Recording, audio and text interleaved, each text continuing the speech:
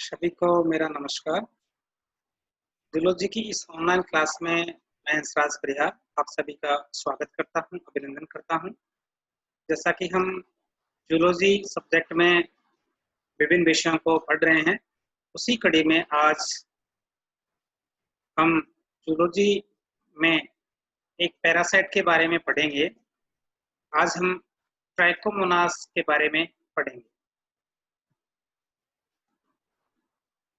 Trichomonas protozoa का एक परजीवी है, जिसका चित्र यहाँ आपको दिखाई दे रहा है। ट्राइकोमोनास, जैसा कि मैंने बताया, यह एक परजीवी है। यह एक परजीवी है, यानी एक ऐसा सूक्ष्म जीव है जो किसी दूसरे जीव के ऊपर निर्भर रहता है, डिपेंड रहता है।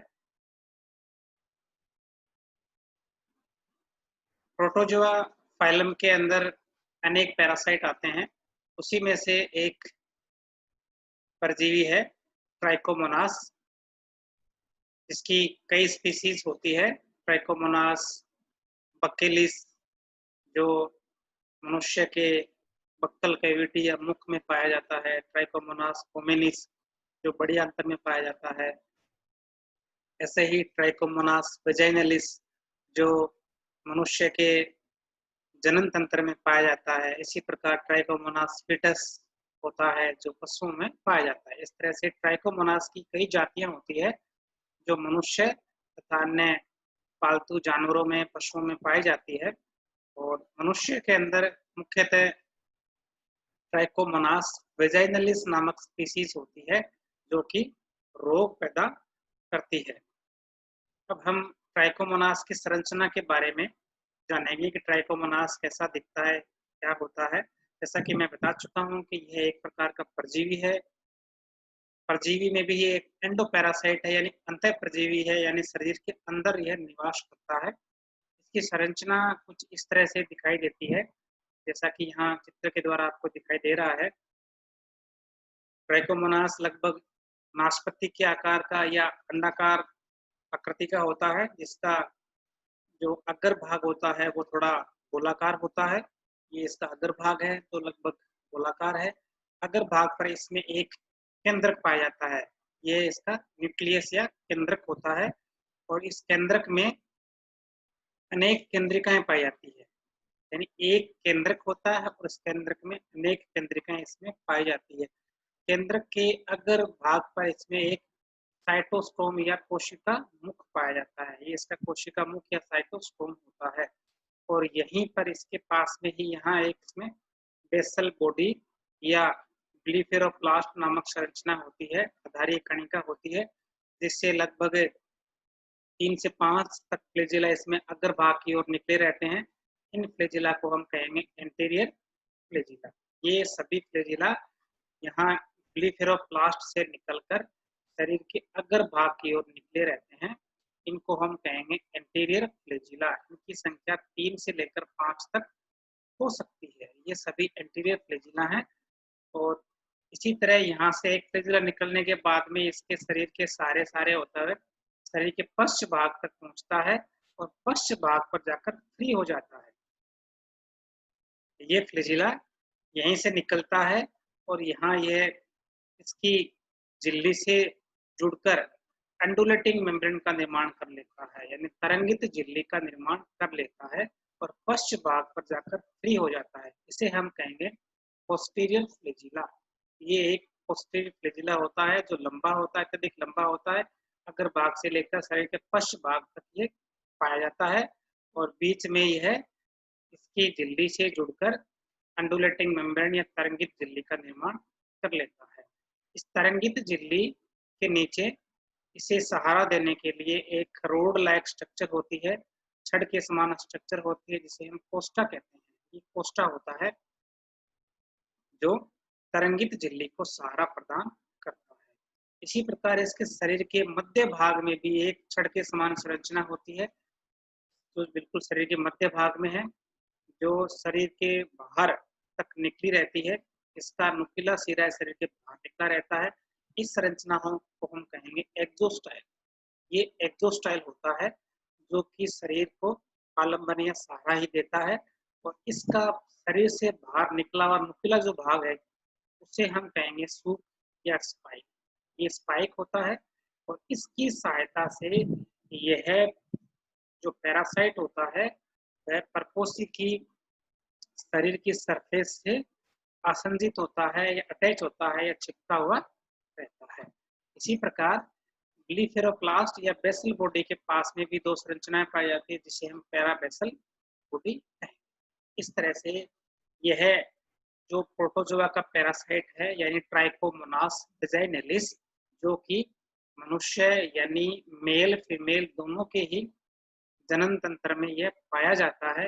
मुख्यतः यह जो फीमेल होती है उसमें उसकी वेजाइना में पाया जाता है। इसी प्रकार ये मेल में भी उसके मूत्रधरण मार्ग में यह पाया जाता है। और इसकी जो संरचना है वो मैंने अभी आपको बताई है।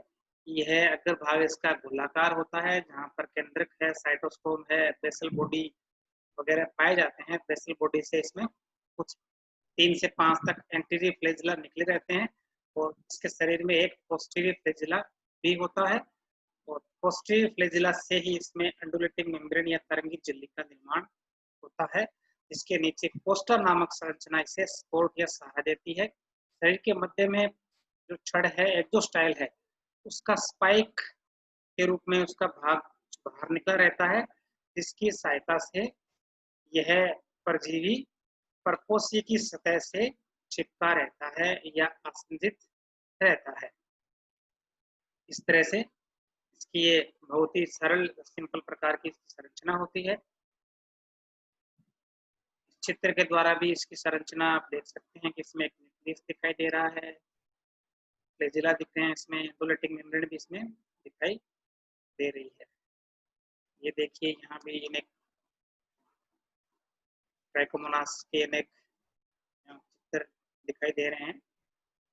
स्पीशीज के बारे में यहाँ बात करें तो इसने बताया कि मनुष्य में ट्राइकोमोनास वेजाइनलिस होमिनिस टेनेक्स नामक के स्पीशीज, ये डायग्राम में आपको दिखाई दे रहा है कि ये एंटीरियर फ्लैजिला है, इधर एंडोलेटिक मेम्ब्रेन है, न्यूक्लियस है, बेसल बॉडी है। यदि इसके जीवन चक्र की हम बात करें तो ट्राइकोमोनास वेजाइनलिस का जीवन चक्र बहुत ही सिंपल होता है, और यह अपना जीवन चक्र सिर्फ एक सिंगल होस्ट में, सिर्फ एक ही परपोषी में अपना जीवन चक्र यानी मेल या फीमेल में अपना जीवन चक्र ये पूरा करता है। मुख्यतः यह यानी ट्राइकोमोनास वेजाइनलिस जो स्पीशीज होती है, मुख्यतः फीमेल में पाई जाती है। फीमेल के जनन तंत्र यानी उसके वेजाइना में पाई जाती है, जहाँ पर यह जो वेजाइनल जो म्यूकस है या जो बैक्टीरिया हैं, वहाँ की आरबीसी है, वहाँ से ये फीडिंग करता रहता है। सिर्फ इसकी लाइफ में ट्रोफोजोइट अवस्था ही होती है, जो कि इन्फेक्टिव स्टेज होती है, यानी संक्रामक अवस्था होती है ये, और यह लगभग सेक्सुअल कॉन्टेक्ट के द्वारा इसका जो है संक्रमण होता है, एक पर्सन से दूसरे पर्सन में ये चला जाता है। जीवन चक्र यानी जो ट्राइकोमोनास में जो ट्रोफोजोइट स्टेज होती है, वो डायरेक्ट ही सेक्सुअल इंटरकोर्स के द्वारा एक व्यक्ति से दूसरे व्यक्ति में ये पहुंच जाती है, जैसे कि ये फीमेल यहाँ मेल को दिखाया गया है, और इंटरकोर्स की क्रियाओं के द्वारा यह जो परजीवी होता है एक से दूसरे में चला जाता है।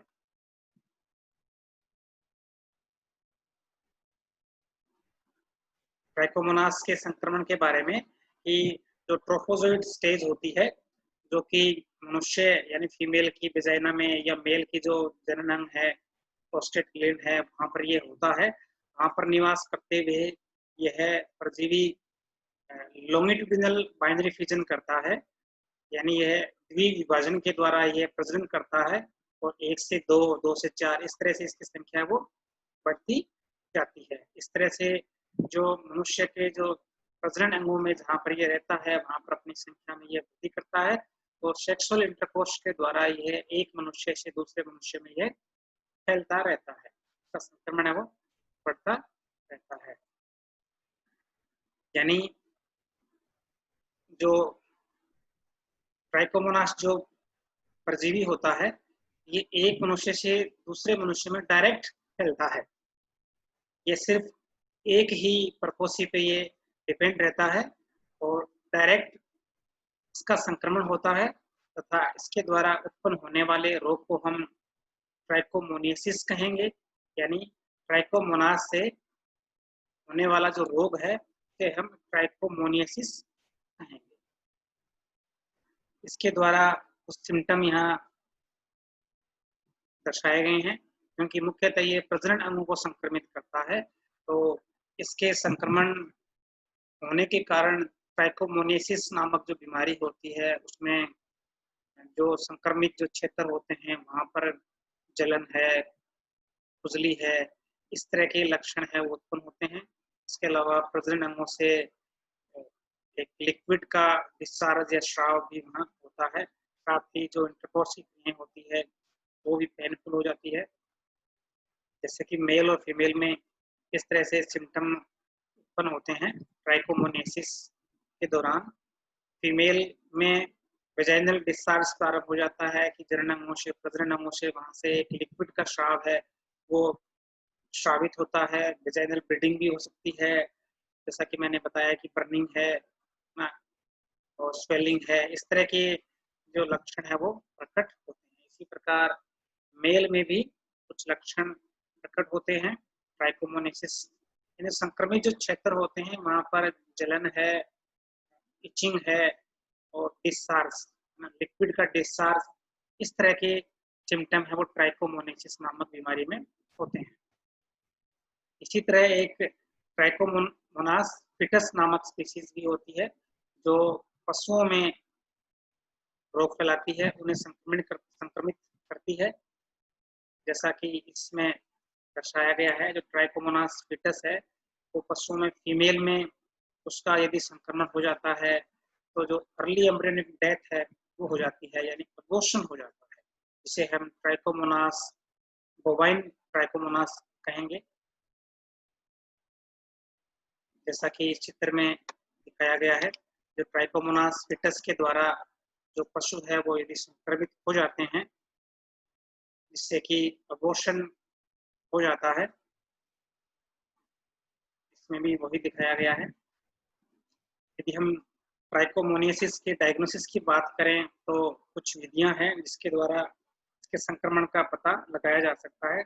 माइक्रोस्कोपी स्टडी के द्वारा है, सेल कल्चर के द्वारा है, या एंटीजन डिटेक्शन जो वेजाइनल स्मीयर है उसका टेस्ट किया जा सकता है। कुछ अन्य टेस्ट भी होते हैं, जैसे यहाँ फिर से टेस्ट के बारे में ही स्लाइड में है कि जो यूरिन है, वेजाइनल जो स्मीयर है या लिक्विड है, उसका टेस्ट किया जा सकता है, उसकी माइक्रोस्कोपिक उसकी स्टडी की जा सकती है और परजीवी की उपस्थिति का पता लगाया जा सकता है। यदि ट्राइकोमोनास के संक्रमण से यदि ट्राइकोमोनियासिस नामक डिजीज हो गया है तो उसका ट्रीटमेंट भी होता है, जैसे कि मेट्रोनिडाजोल युक्त मेडिसिन है वो दी जाती है और उसका इलाज है वो किया जाता है। मेट्रोनिडाजोल युक्त दवाओं के द्वारा जो ट्राइकोमोनियासिस बीमारी होती है उसका उपचार है वो किया जाता है। यदि हम बचाव की बात करें तो पर्सनल हाइजीन है वो रखनी चाहिए कि बचाव है वो साफ सफाई के द्वारा बचाव हो इससे किया जा सकता है। साथ ही जो इन्फेक्टेड जो पार्टनर होते हैं, इन्फेक्टेड जो पर्सन होते हैं, वहाँ जो इंटरकोर्स की क्रियाएं हैं, सेक्सुअल कॉन्टेक्ट है वो उसको परहेज करना चाहिए। इसी प्रकार जो जिन्हें ट्राइकोमोनियासिस का संक्रमण हो गया है, बीमारी हो गई है, उनका ट्रीटमेंट है वो भी किया जाना चाहिए। या हम ये कह सकते हैं कि इसके बचाव के लिए, कंट्रोल के लिए जो सेक्सुअल बिहेवियर है वो बिल्कुल सुरक्षित हो और जो बचाव के अन्य जो साधन होते हैं उनका उपयोग करके भी इसे बचा जा सकता है।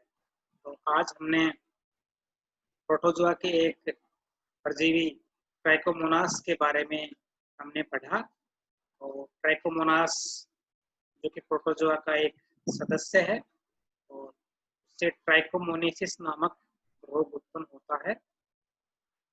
तो मैं समझता हूँ कि समझ में आया होगा।